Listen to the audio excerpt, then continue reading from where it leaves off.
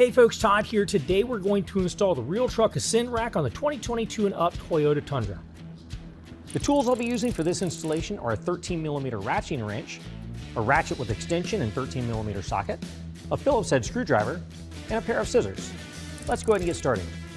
We're going to be assembling the Ascend Rack down here on the floor. So I've got the driver's side panel, the passenger side panel, also the cab panel that I need to first, before we put things together, put our seal onto. We're going to be assembling the Ascend Rack. Seal is basically just to go on the bottom sides of the panels and buffer the weight of the panel against your bed caps and your bulkhead. So this is the driver's side panel, and you're going to notice it's got a little slight angle forward. So that's how we know that this is the driver's side. If it was angled back, well, we need to go on the other side. That's the passenger side. So what I'm going to do is lift this up. This is the bottom edge of that panel. This is what is going to be sitting on top of your bed cap. Your seal that's going to go down here, you got a width of seal. Make sure you're not attaching it closest to the bed cap or to the inside of the bed cap. You want to attach it outboard of the bed cap. So what we're going to do before we apply this seal is we're going to wipe down this surface with some rubbing alcohol, and then we can start to apply our seal. So I use isopropyl alcohol. I'm using 91%.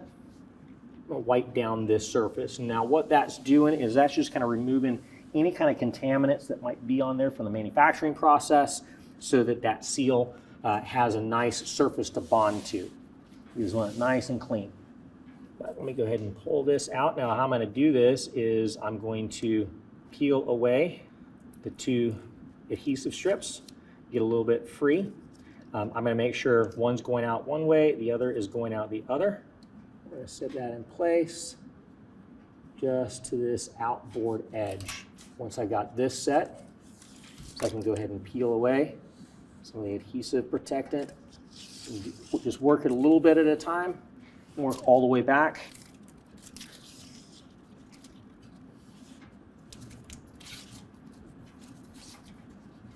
All right, and cutting it in place. I'm just going to use a pair of scissors, but you can also use a utility knife, anything like that. Just got to cut this stuff in place.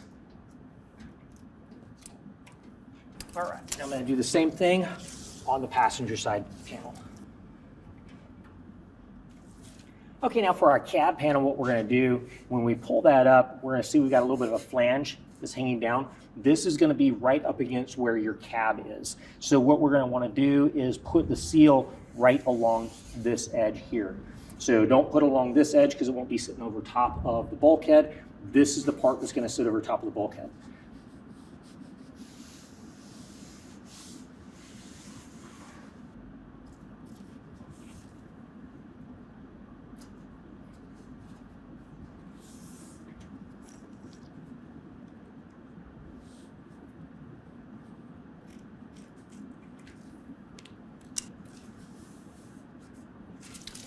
All right, now we can go ahead and start assembling everything together.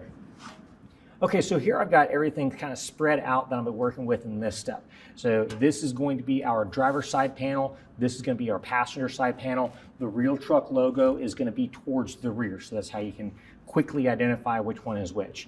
Now let me show you the different cross members that we're going to be assembling on. These two are the front and center cross members, and you're going to have two holes on each side. Front and back, they're the exact same piece. The rear cross member is going to be a little bit different. So the rear cross member, you're going to have a large hole in the center. So we're going to be doing this one last. Now the hardware that you want to use, you got a hardware pack. Lots of bolts in this one, less bolts in this one. So this has got M8 by 16 bolts. These are a little bit shorter.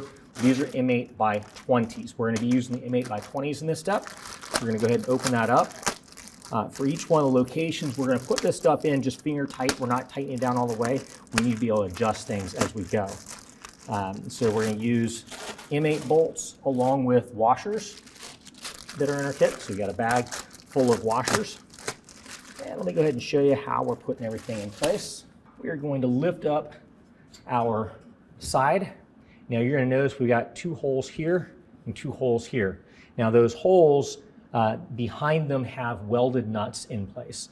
locate one of our cross members, and that cross member is going to go right over top of that and kind of cradle it in place. And what we're going to do is take our hardware and just loosely put it in place. So we're going to take our M8 by 20 bolt.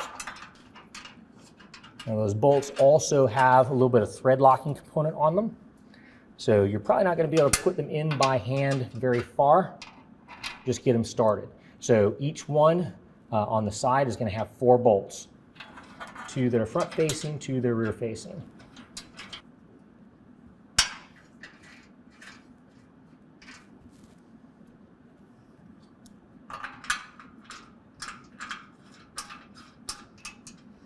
All right, next I'm going to go ahead and connect it to the passenger side. So I'm going to go ahead and get these bolts ready. I'm going to stand up this piece.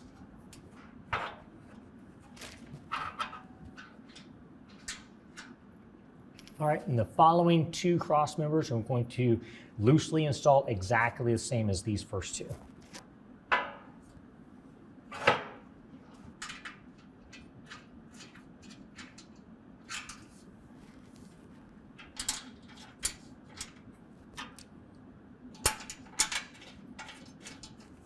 And just to go ahead and repeat myself, the rear cross member is going to have a hole that faces towards the rear. So this is going to be right over top of where our tailgate is.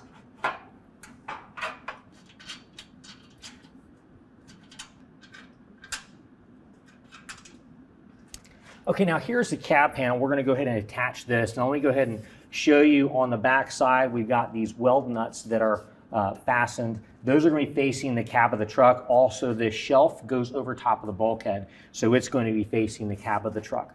So what we're going to do is we're going to bring that down. We'll notice on the front end of the driver's side and passenger side panels, we've got 4 holes. They're going to line up to the 4 holes that have the weld nuts in the cab panel. So we're going to go ahead and line those up right now and use the same hardware we've been using. So it's the longer bolts, the M8 by 20. And just go ahead and put those through, get them lined up. We're not tightening these down just yet.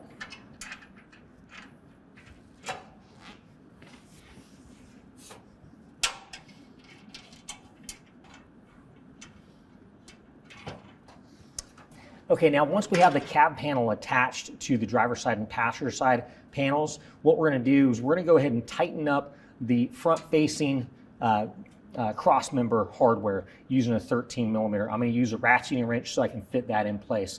We're going to tighten up these 4, just the ones that face the cab, because once this is in place, it's going to be a lot more difficult to get to that.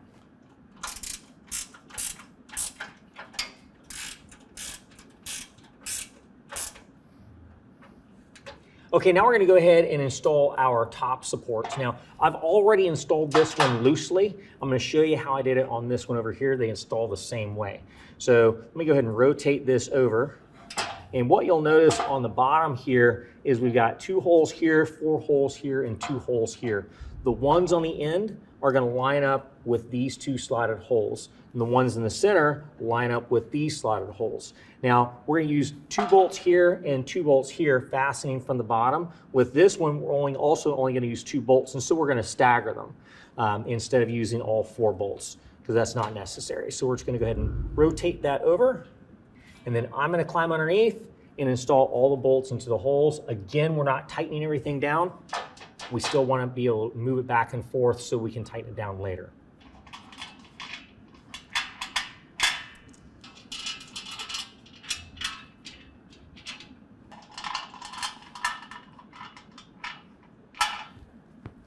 Now that we have everything loosely assembled on here, we're going to go ahead and lift it up and set it onto the bed of the truck. Remember, this is the front. The logo is going to go towards the rear. This is going to set on top of your bed caps, so make sure this vertical flange goes to the inside of the bed cap, both on the passenger side and the driver's side. Also, this flange right here is going to sit on top of your bulkhead and then wrap around. And this vertical piece right here is going to go between the bed and the cab. Make sure you're careful not to strike your glass with this front piece here. So go ahead and pick it up and set it on the bed of the truck.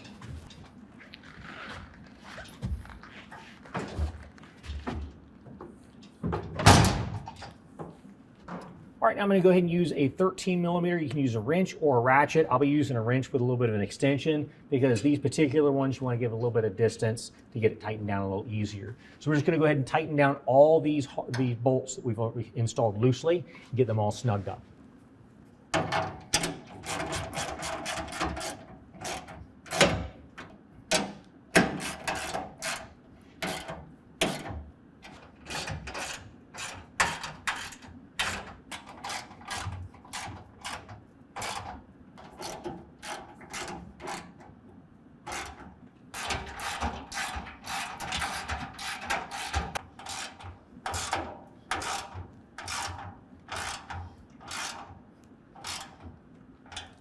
Okay, so when we attach this to the bed of the truck, what we're going to be using is the holes in these vertical pieces that come down.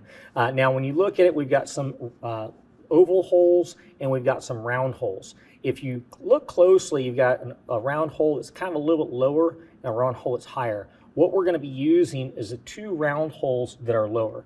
Now, this truck has the deck rail system in here, this channel.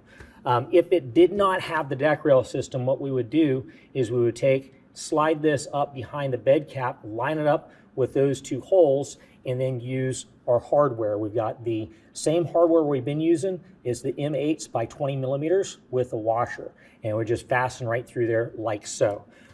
Since we have the deck rail system, what we're going to do is pull out the end cap, and we're going to insert these aluminum blocks that are threaded. Now look at the shape of the block. It kind of bumps out right here. That bump out needs to be facing outward in the track. So it's going to slide in just like so. Also, you'll notice we've got some bolts that are in place that fitted in like so will also allow the channel on the inside of that bump out to slide over top of those bolts so you can move it along the rail. What we're going to do is we're going to slide 6 of those in and then line them up to these holes. We can enter them from the other side too, but I'm just going to go ahead and do all 6 of them from this side. Once we have them lined up to the holes, what we're going to do is take our hardware, line the hardware up in place, and get it started. I like to make sure that all the hardware is started before I tighten anything down. Also, before you tighten it down, one thing I didn't mention before is that vertical flange in the front needs to come all the way back to where it's pushing up against the bulkhead. That sets this in the correct position.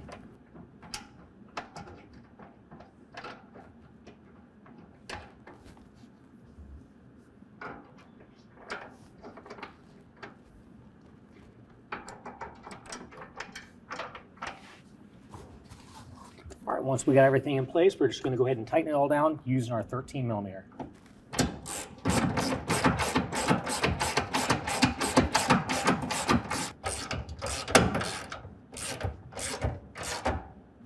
I'm going to go ahead and reinsert the plug at the end of the deck rail. And if you have deck rail cleats with your Tundra, they do insert back into place and you can still use those.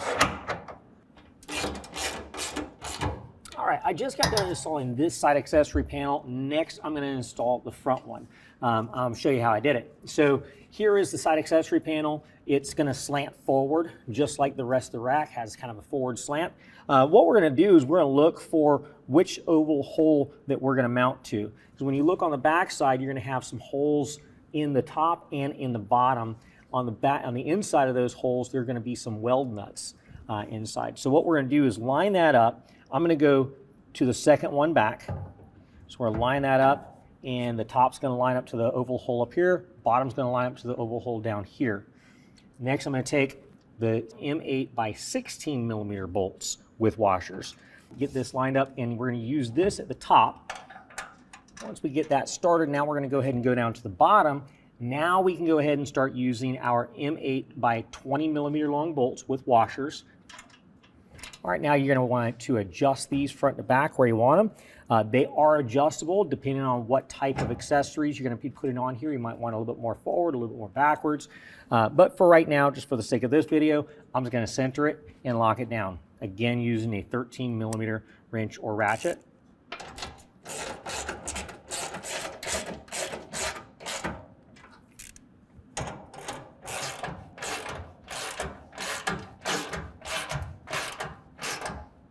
All right, now we can repeat the same for the opposite side. All right, so now we're going to go ahead and install our third brake light relocator.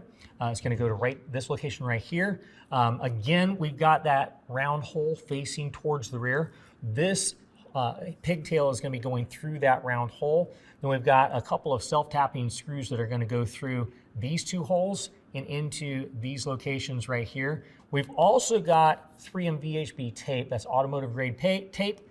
So we're going to be peeling that off and adhering it as well. So before we do that, we want to clean off this surface with some isopropyl alcohol to give us a nice clean surface to bond to. So it's going to go right across here.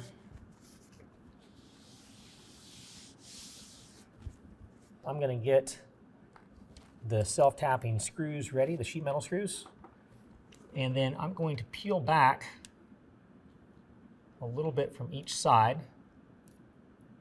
on the ends. And all I'm doing is kind of opening up the hole and peeling this to the side to where I can grab a hold of this once this is in place. And do this on both sides. Next, what I'm going to do is take the sheet metal screw, put it on the end of the screwdriver, run it up through the light fixture, line it up, and I'm just going to get that screw started. I don't want to run it all the way down just yet, because I want to make sure everything is on here lined up properly. So I'm going to go ahead and run the wire through.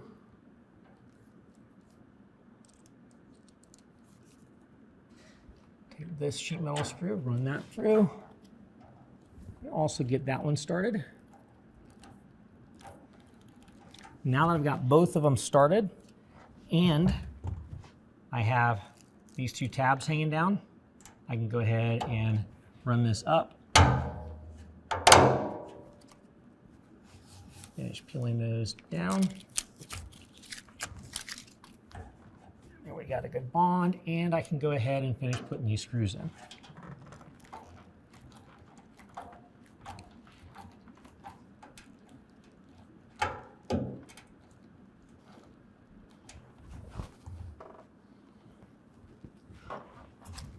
All right, now we've also got these little caps that come in the kit. And these caps just pop in right over top of the screw heads. Just slide the cap in place. Well, it's just that simple, and that concludes the installation.